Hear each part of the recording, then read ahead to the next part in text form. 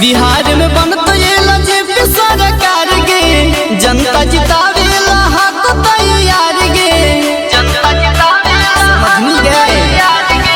बिहार में बनत ये बीजेपी सरकार गे, जनता जितावेला हाथ तैयार गे। अरे तब क्या जेडी के हल्ला है तो है बाकी जीतो एलजेपी एलजेपी फसल है हमार दिलो जान में, चिराग भैया फसल है हमार दिलो जान में। अरे उनका नियन नेता ना हिंदुस्तान में, उनका नियन नेता ना हिंदुस्तान में। आई रे तो आपकी जदयू के हल्ला है तो है अब की एलजेपी जीतो।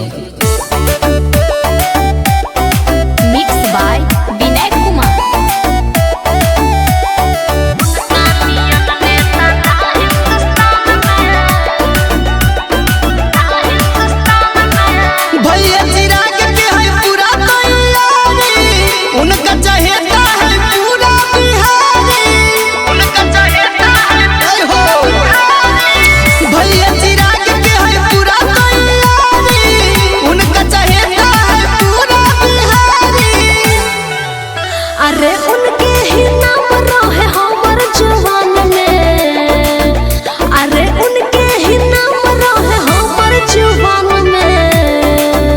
अरे उनका नियन नेता ना हिंदुस्तान में, उनका नियन नेता ना हिंदुस्तान में।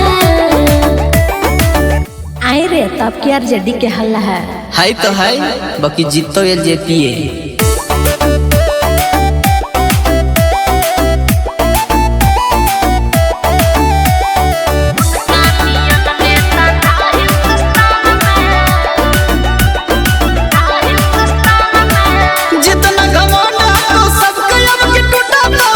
भैया चिराग के हेलीकॉप्टर उड़ा दो, भैया चिराग के हेलीकॉप्टर उड़ा दो। जितना घमंड है तो सबके अब के टूटा दो, भैया चिराग के हेलीकॉप्टर उड़ा दो। शंभू भी नहीं काजल रहतो सब दिन सामने, शंभू भी नहीं काजल रहतो सब दिन सामने।